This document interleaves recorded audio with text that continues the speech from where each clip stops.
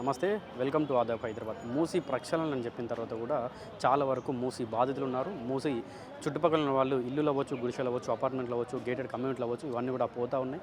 So Musi బాధితులు రోజు రోజుకి పెరుగుతూ ఉన్నారు. వాళ్ళకు న్యాయం జరగాలని చెప్పి కూడా వాళ్ళు న్యాయ పోరాటం చేస్తూ ఉన్నారు. కొన్ని ఏరియాలలో నిరసనలు, ధర్నాలు ఇట్లాంటి కార్యక్రమాలు కూడా చేపడుతూ ఉన్నారు. మనతో పాటు బాధితులు ఉన్నారు. వాళ్ళు ఎక్కడి నుంచి వచ్చారు, వాళ్ళ భూమి అవ్వచ్చు, ఫ్లాట్స్ అవ్వచ్చు, ఎంతవరకు పోతూ ఉన్నాయి, ప్రభుత్వం నుండి వాళ్ళకు స్పందన ఏ విధంగా వస్తుంది, ఇట్లాంటి విషయాలన్నీ కూడా మాట్లాడే ప్రయత్నం చేద్దాం. నమస్తే అమ్మ. సో ఏం చెప్తారు మీరు? నేను కాచిగూడ న్యూ కృష్ణనగర్ నుంచి వచ్చాను నేను. అయితే మరి ప్రభుత్వము తీసేస్తాం అంటారు. పేదవాళ్ళ జోలికి ఎందుకు వస్తారు? ఒక మాట అయితే మీరు మాకు చెప్పాలి. మేము ఇది ఉన్నది మీకు ఇస్తున్నాం, ఇది చేస్తున్నాం అని చెప్పాలి. చెప్పకుండానే మన 6 నెలల క్రితం 6-7 నెలలు అవుతుందాం చెప్పకుండా చేయకుండా వాటర్ కూడా ఇప్పిర్రు. చిన్న చిన్న పిల్లలు, పెద్దవాళ్ళు ఎక్కడ వెళ్తారు? రాత్రి వాటర్ ఇప్పితే చెప్పాలి కదా. ఏదైనా విషయం ఇట్లా ఇన్ఫర్మేషన్ మాకు ఎప్పటికప్పుడు అందిస్తే మాకు తెలుస్తుంది. మేము ఇళ్ళలో పనులు చేసుకుని బతికేటోళ్ళము. మాకు పనికి పోయినా కానీ అదే ఆలోచన, ఇండ్లు పోతాయి అని ఒకటే. నా ఇంట్లోకి రాగానే అదే మాట, బయటకు పోయిన మనసు పట్టదు.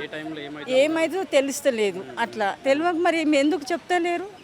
పేదవాళ్ళ జోలికి వచ్చే ముందు ఫస్ట్ ఏదైనా ప్రవేశపెట్టండి. మీరు పెట్టిన తర్వాత మాకు సమస్య దాని మీద చర్య తీసుకోండి. కానీ మీరు అట్లా తీసుకోవడం అనేది అంతవరకు మంచిది కాదు అని నేను సీఎంకి చెప్పదలుచుకున్నాను. నేను లేనోళ్ళం కదా, ఉన్నోళ్ళ జోలికి పోయినా కానీ ఈడగాకుండా వేరే దగ్గర ఉంటారు, వాడగాకుండా వేరే దగ్గరికి వెళ్తారు. మేము ఎక్కడ వెళ్ళగలుగుతామండి? వెళ్ళలేము. కానీ మనస్ఫూర్తిగా చెప్తున్నాను సీఎంకి, నేను మాకు ముందు ఏదన్నా చేసి చెప్పిన తర్వాత వాళ్ళకి ఏం కావాలో ఫస్ట్ కనుక్కున్న తర్వాతనే మాకు తీసేయడం కానీ చేయడం కానీ చేయమని చెప్పని కోరుకుంటున్నాను. లేదండి, మేము పైసలు పెట్టి కొని కట్టుకున్నాం. మేము ఇండ్లు రేకులు వేసుకున్నాం, కొంతమంది బిల్డింగ్లు కట్టుకురు, కొంతమంది లోన్ తెచ్చి కట్టుకురు. అట్లా ఉన్నాయి మాకు. ఊరికే మేము పోయి అలా ఏమి ఉండలేదు.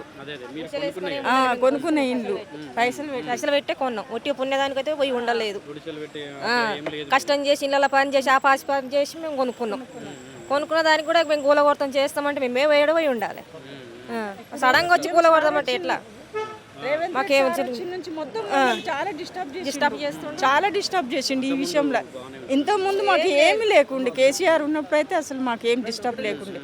ఉన్నా కానీ ఒక మాట కొంచెం ఆలోచన చేసి చెప్తా అన్నాడు ఆయన. కానీ ఇంతగానం అయితే ఇది చేయలేదు. ఎన్నిసార్లు ఇండ్ల మీదకి వచ్చిండు, పేపర్ రాసుకుపోవడము, నీళ్ళు ఇప్పడము, మనుషులను భయపెట్టడం అనేది ఎందుకు? సారు చెప్తున్నా నేను, భయపెట్టడం అనేది ఎందుకు? ధైర్యంగా వచ్చి ఇక మీకు ఇది ఇస్తున్నాను, ఇది ఇస్తలేను అని చెప్తే మేము కూడా సహకరిస్తాం. మీ వస్తుందనే, కానీ మీ పని మీరు చేసుకోండి. కానీ మాకు వేగదమ్మని అట్లా తీసేస్తామంటే మేము మటుకి అట్లా మేము సహించలేము సార్. మేము పెద్దవాళ్ళు, పిల్లలు వాళ్ళందరూ ఉన్నారు. మేము ఎక్కడ వెళ్తాం? మేము అందుకని మేము కృష్ణనగర్, న్యూ కృష్ణనగర్ అక్కడ నుంచి వచ్చినాం. మూసీ దగ్గర మాకు ఒక 50 గజాల ఇల్లు ఉంది సార్. 50 గజాల ఇల్లు ఉంది. మేము కష్టపడి కొనుక్కున్న ఇల్లులు మాకు అవి. మేము కబ్జా భూమిలు ఆక్రమించుకొని కట్టుకోలేదు. మేము కష్టపడి మేము కొనుక్కున్న భూములు అవి. కాకపోతే నోటరీ ఇల్లులు అని అంటే నోటరీ ఇల్లులు మరి మాకు అప్పుడు అమ్మేటప్పుడు పర్మిషన్ ఇచ్చిర్రు కదా కొనుక్కునేటట్టుగా. ప్రభుత్వం పర్మిషన్ ఇచ్చిర్రు. ఆ పర్మిషన్ ఇస్తేనే మేము కొనుక్కున్నాము. మళ్ళీ ఇప్పుడు మేము వచ్చి నాకు ఇది ఇల్లులకు నోటరీ ఇల్లులు మీకు ఉండటానికి మీరు ఉండొద్దు, చేయొద్దు, మూసి ఉంది పక్కన, మేము కూర్చేస్తామంటే మరి మేము ఎక్కడ బతకాలి? మా బతుకు తెరవేంది? మా పరిస్థితులు ఏంది?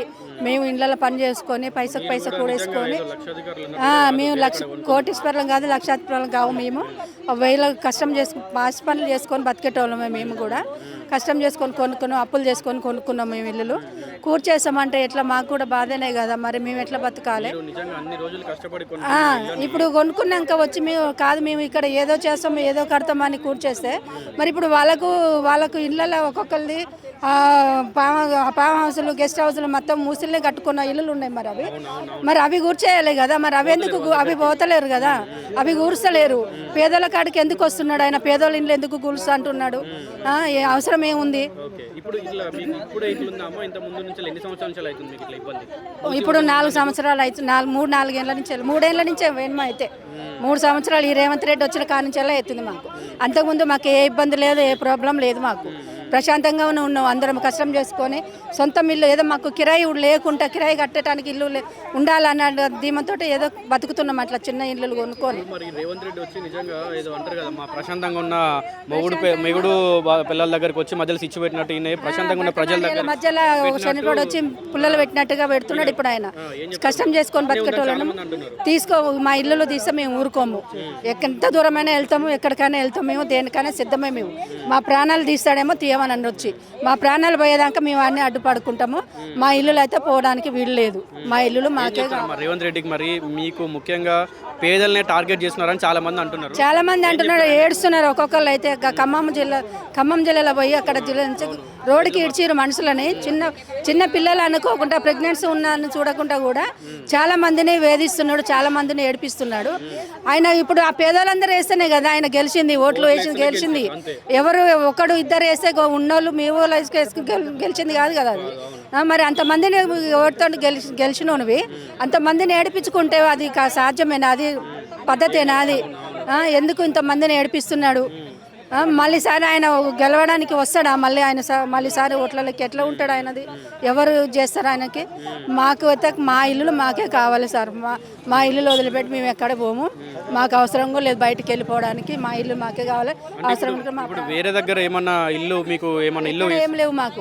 అంటే ఒకవేళ ప్రభుత్వం నుండి మీకు ఇల్లు ఇస్తే ఓకేనా అమ్మా, లేదంటే అక్కడనే ప్రభుత్వం ఇల్లులు ఇస్తానంటే సార్ మాకు మధ్య ఆయన తీసుకుపోయి ఎక్కడో అడవిలో గుట్లలో చెట్లలో ఇస్తా అంటే మేము మా బతుకు తెరవంతా ఇక్కడనే మైతన గారు నెలకుంటా పనులు పోయేది ఇక్కడనే. మేము మా పిల్లల స్కూళ్ళు కాలేజీలు అన్నీ ఇక్కడే ఉన్నాయి.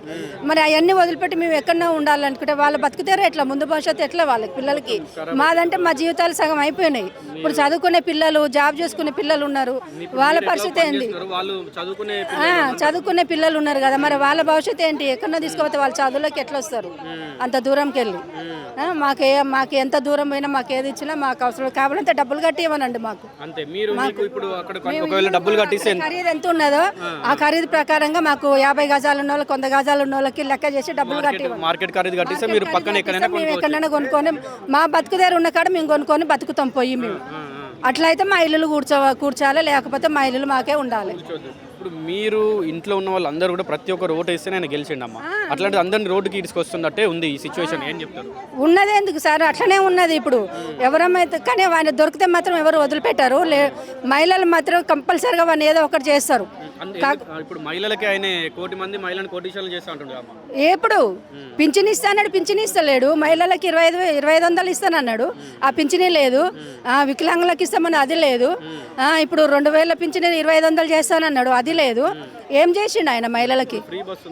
ఆ ఫ్రీ బస్ ఎందుకు పెట్టిండు? కొట్టుకొని చేస్తున్నారు రోడ్ల మీద కింద పడి చచ్చిపోతున్నారు. ఎందుకు పెట్టిండు ఫ్రీ బస్సులు? వాళ్ళు పెట్టమన్నారు, మేము పెట్టమన్నామా? మహిళలు పెట్టమన్నారా? ఎందుకు పెట్టిండు? అప్పుడు ఫ్రీ బస్సులు పెట్టి ఎక్కడో 4-5 బస్సులు వేస్తే సిటీకి ఎంత దూరం అని పోతారు? ఊర్లలోకి పోవాలంటే సీట్లు దొరుకుతలేవు, నిలబడి గొడవలు పెట్టుకొని చస్తున్నారు బస్సులలో. ఎవరు కూడా పెట్టమన్నాడు? ఎందుకు పెట్టిండు ఆయన? మాకు ఏ ఫ్రీ బస్సులు అవసరం లేదు, ఏదొద్దు తీసేయమనండి. ఫ్రీ బస్సులు తీసేసేది ఏవద్దు మాకు, మా ఇల్లు మాకు కావాలి. 2028-29లో ఎలక్షన్లు వస్తే ఒకవేళ మళ్ళీ రేవంత్ రెడ్డి వచ్చే అవకాశం ఉందంటారా? రానియము కూడా ఆయన అసలు ఆయన రానే రావద్దు, మేము రానియము కూడా రాను. రేవంత్ రెడ్డికి ఏమన్నా చెప్పాలంటే ఏం చెప్తారు? ఏం చెప్తాం రేవంత్ సార్కు? మేము చెప్పేది ఒకటే, ఇల్లులు అయితే తీసేయద్దు, పేదోళ్ళ ఉసురు పోసుకోవద్దు, పేదోళ్ళ జోలికి రావద్దు. వాళ్ళు ఎట్లా బతుకుతున్నారో అట్లనే బతకనివ్వండి. వాళ్ళ ఇళ్ళన్నీ తీసుకోవాలంటే వాళ్ళ ఫామ్ హౌస్లు, గెస్ట్ హౌస్లు అన్ని మూసిలో కట్టిన ఇల్లులు ఉన్నాయి. ఆ జోలికి ఆ ఇళ్ళలో చూసి ఎందుకు పోతలేరు? అవి ఎందుకు తీస్తలేరు? పేదల కాడికి ఎందుకు వస్తున్నాడు? అంత అవసరమే ఉంది.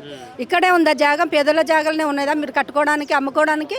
మరి మీ ఇల్లులు కూడా ఉన్నాయి కదా అక్కడ, కాలువలో ముసిళ్ళలో ఉన్నాయి, అవి తీసేసుకోండి. ఏదైనా కట్టుకోవాలనుకుంటే అక్కడ కట్టుకోండి. మహాత్మా గాంధీ కట్టుకుంటారా, రాజీవ్ గాంధీ కట్టుకుంటాడా, ఏం కట్టుకుంటాడో కట్టుకోమనండి అక్కడ, మీ ఇష్టం. మీ ఇల్లులు కూర్చుకొని కట్టుకోండి, మా ఇళ్ళ జోలికి రావద్దు, మేము ఊరుకోము. కాచిగూడ నుంచి వచ్చినాం సార్. మేమంతా 8 మంది వచ్చినాం అక్కడికి వెళ్ళి. అదే ఆ ఇండ్లు మాత్రం మాకు పోవద్దు అనేది మేము అదే ఆలోచించే మేము అదే దాని గురించి. మాది 100 ఉంది. 100 గజాలలో ఉంది. ఇప్పుడు ఉన్న పల్లెంగా వచ్చి మిమ్మల్ని బయటికి వెళ్ళి ఇల్లు మాకు ఇంతవరకు ఆ మాట ఏం రాలేదు సార్, ఎందుకనాలి కానీ ఆ మాట ఏం రాలే కానీ ముందు జాగ్రత్త తీసుకుంటున్నాం మేము. వస్తాయో ఏమో, ఒకవేళ ఒక సైడ్ తీసేస్తున్నారు, ఇక్కడ దాకా కూడా వస్తాడో ఏమో అన్న ఉద్దేశంతో మేము ముందు జాగ్రత్తకు ఎక్కడ ఆ మీటింగ్ జరిగినా కూడా మేము ఫాలో అవుతున్నాం. మా ఇండ్లు మాకు ఉండాలి, మేము ఇళ్ళల్లో పని చేసుకొని బతికి ఏదో కష్టపడి రూపాయికి రూపాయి జమ చేసుకొని కడుపుకు తినకుండా మేము ఆ ఇండ్లు కొనుక్కున్నాం, జాగాలు తీసుకొని రేకులు వేసుకున్నాం. ఆ రేకుల ఇండ్లకు కూడా మేము కట్టనీకి కూడా మాకు ఇన్ఫర్మేషన్ ఇస్తలేడు. ఆ పర్మిషన్లు ఇవన్నీ కూడా లక్షలు తింటారు, లక్షలు. మధ్యలో ఉన్నోళ్ళు కూడా లక్షలు కావాలి, నీది మాకు కట్టనీక మీకు ఇవ్వాలంటే మాకు 1,00,000 కావాలని మధ్యలో ఉన్నోళ్ళు కూడా తింటారు. 2-3 లక్షలని ఒక్కొక్కరు రేకులు వేసుకుంటేనే, కాలు రేకులు వేసుకుంటే పర్మిషన్ ఇవ్వని కానీ అట్లాంటి బాధలు కూడా పడుతున్నాం మేము. సీసీ కెమెరాలు పెడితే కూడా పగలగొట్టేసిండ్రు. పగలగొట్టేస్తే కూడా అక్కడ ఉన్నోళ్ళు జర రౌడీ బస్తీ ఉంది కదా, అక్కడ ఉన్నోళ్ళు పగలగొట్టేసినా కూడా దానికి కూడా మేము సర్దుకపోయి అట్ట కాదు నాయన ఇట్లా అని మేము పెద్ద వాళ్ళ దాంట్లో తిరుగుతున్నాము. వాళ్ళకు కూడా బుద్ధి చెప్తున్నాం కొంచెం.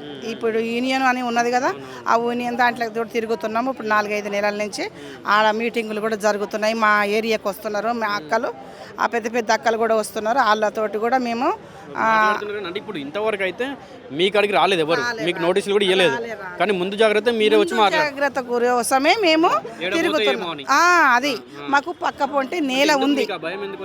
భయం ఎందుకు వచ్చిందంటే పక్క వాళ్ళకి ఉషగొలుపుతారు. ఆ భయంతో వాళ్ళు గింత అంటే వీళ్ళు ఇంత పెద్దగా చేస్తున్నారు, అది నిజమో అబద్ధమో అని మనము మాత్రం ఇక్కడ జాగాలకు ఈ అడుగు పెట్టనియొద్దు. ఇక్కడ మన ఉన్న ఏరియా వరకు మొత్తం అడుగు పెట్టనియొద్దు. మన మూసికాలు ఉందనుకో, మలక్పేట నుంచి అవతల దాకా గోడ కట్టించుకున్నాడు. మా సైడ్ కూడా గోడ కట్టిస్తే మేము బేఫికర్ కదా, మేము కూడా మేము ఉండే జాగాలో మేము మంచిగా ఉంటాము. ఆ దోమలకు వస్తే దోమలదేమన్నా మందు మాకు అది జాగ్రత్త పడి కొడితే మేము కూడా మంచిగా ప్రశాంతంగా ఉండగలుగుతాము. మాకు అదే కావాలా సార్? లేదు సార్, అందరు పైసలు పోసి కొనుక్కున్న వాళ్ళమే.